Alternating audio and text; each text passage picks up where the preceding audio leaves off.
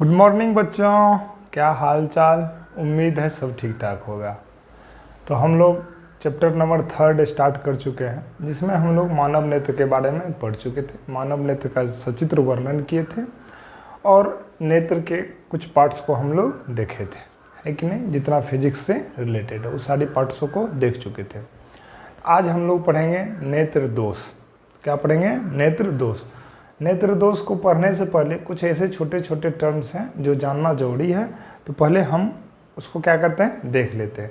जैसे पहला टर्म है स्पष्ट दृष्टि की न्यूनतम दूरी। पहला कौन सा टर्म है? स्पष्ट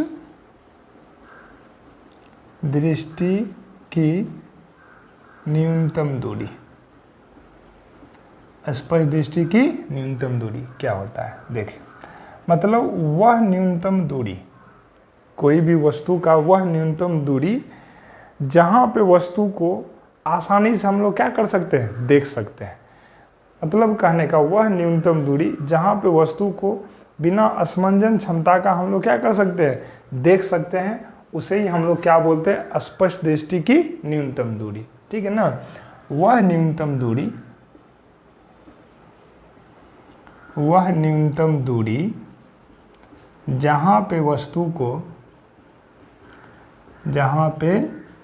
को बिना असमंजन क्षमता के आसानी से देख सकते हैं। असमंजन क्षमता के आसानी से देखते हैं स्पष्ट दृष्टि की न्यूनतम दूरी कहलाती है। स्पष्ट दृष्टि की न्यूनतम दूरी कहलाती है। ठीक है बच्चों, इसे डी से सूचित किया जाता है। इसे डी से सूचित किया जाता है। ठीक है। और d का मान कितना होता है? हम लोग मान लिए कि 25 सेंटीमीटर होता है। कितना होता है? 25 सेंटीमीटर। मतलब स्पष्ट दृष्टि की न्यूनतम दूरी, स्वस्थ मनुष्य के लिए स्पष्ट दृष्टि की न्यूनतम दूरी का वैल्यू कितना होता है? 25 सेंटीमीटर होता है। ठीक है बच्चों। तो अब देखिए, अब इसमें एक नया वर्ड आ गया है, असमंजन क्षमता। कौन सी क्षमता? असमंजन क्षमता। हम ना इसको देखते हैं। पहले इसको हम लोग क्या करते हैं, देखते हैं। असमंजन क्षमता अंग्रेजी होता है इसका बच्चों power of accommodation. Power of accommodation. अब देखते हैं क्या होती है असमंजन क्षमता, क्या होती है। ध्यान से देखिए, असमंजन क्षमता को पढ़ते उसके बाद इस वाले टर्म को भी हम लोग क्या करेंगे, एक्सप्लेन करेंगे, है कि नहीं। असमंजन क्षमता क्या होता है? देखिए, कभी कभी क्या होता है, दूर की वस्तु को देखने के लिए थोड़ा सा आँख को फैलाना पड़ता है कि नहीं। यह तो बहुत ज़्यादा नज़दीक आ जाती है वस्तु, तो उसके लिए भी आँख को या तो घटाना पड़ता है या तो बढ़ाना पड़ता है। तो कहने का ये मतलब है कि दूर या नज़दीक की वस्तु को साफ साफ देखने के लिए नेत्र लेंस की फोकस दूरी को क्या करना पड़ता है, बढ़ाना पड़ता है अथवा घटाना पड़ता है। ठीक। तो उसी क्षमता को हम लोग कौन सी क्षमता बोलते हैं? असमंजन क्षमता। तो नेत्र लेंस की फोकस दूरी को किस क्रिया द्वारा बढ़ाते हैं या घटाते हैं? तो हम लोग पढ़े थे पिछली क्लास में, सिलियरी मांसपेशियां द्वारा। किसके द्वारा? सिलियरी मांसपेशियों के द्वारा, है कि नहीं है। तो नेत्र लेंस की फोकस दूरी को सिलियरी मांसपेशियों द्वारा बढ़ाने या घटाने की क्षमता को ही हम लोग क्या कहते हैं? असमंजन क्षमता कहते हैं। ठीक है बच्चों। तो इस चीज़ को लिखते हैं, उसके बाद हम लोग एक्सप्लेन करते हैं बहुत अच्छी तरीके से, है कि नहीं है। नेत्र लेंस की फोकस को सिलियरी मांसपेशियों द्वारा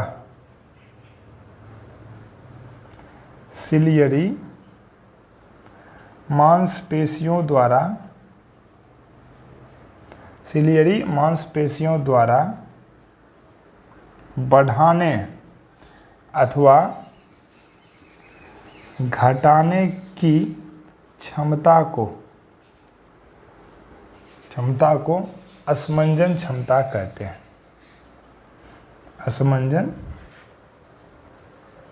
असमंजन क्षमता कहते हैं। ठीक है बच्चों, उम्मीद है ये वाला पार्ट समझ में आ गया होगा।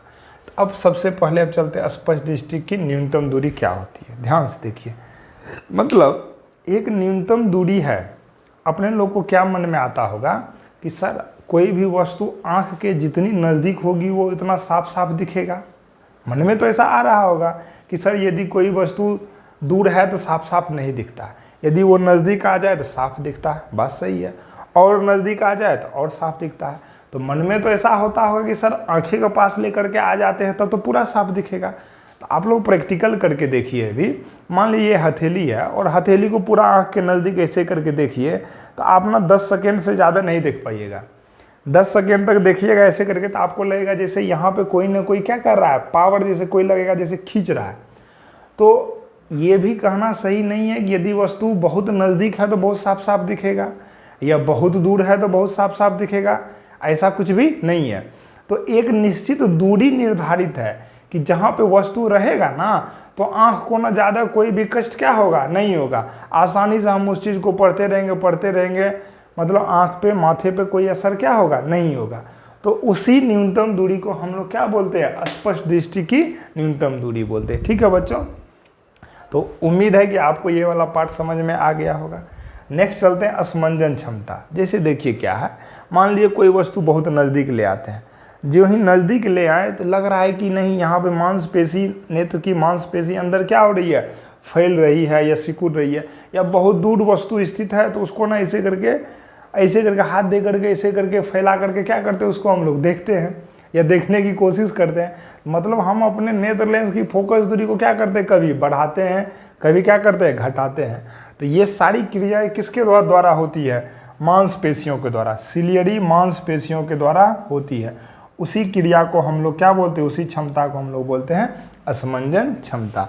तो उम्मीद है बच्चों कि आप लोगों को ये दोनों पॉइंट्स बहुत अच्छी तरीके से समझ में आ गया होगा, और जिसमें कि आपको ये दोनों 2 मार्क में पूछता है और ये वाला 1 मार्क में पूछता है कि स्पष्ट दृष्टि की न्यूनतम दूरी कितनी होती है। तो कितनी होती है, 25 सेंटीमीटर होती है। ठीक है बच्चों, तो आप लोग स्क्रीनशॉट लेकर के इसको लिखिए, तब तक हम लोग नेक्स्ट टॉपिक लिखते हैं।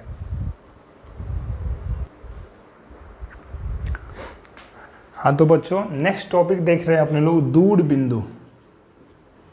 कौन सा बिंदु, दूर बिंदु, फार पॉइंट।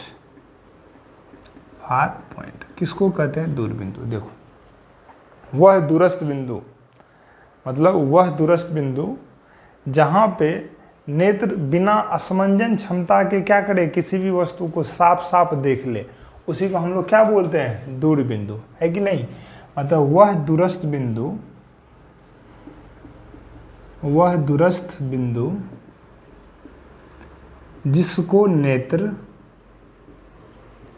जिसको नेत्र बिना असमंजन क्षमता के, बिना असमंजन के साफ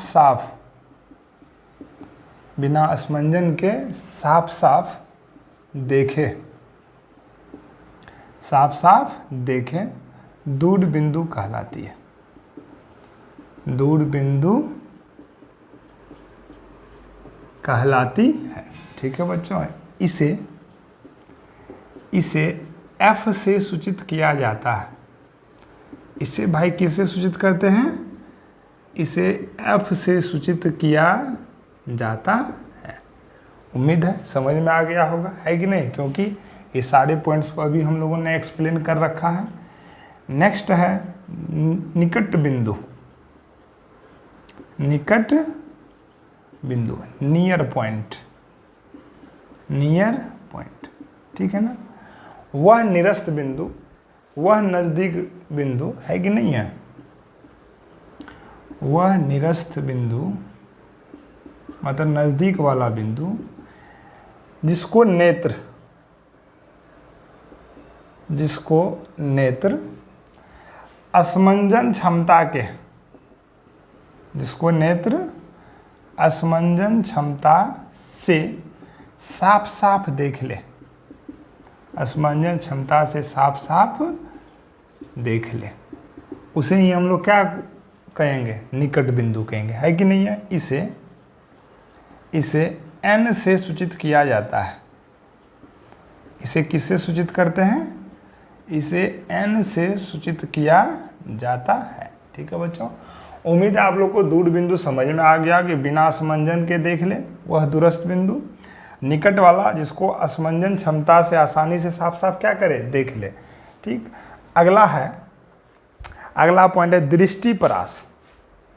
क्या है, दृष्टिपरास, दृष्टिपरास है कि नहीं, रेंज ऑफ विजन,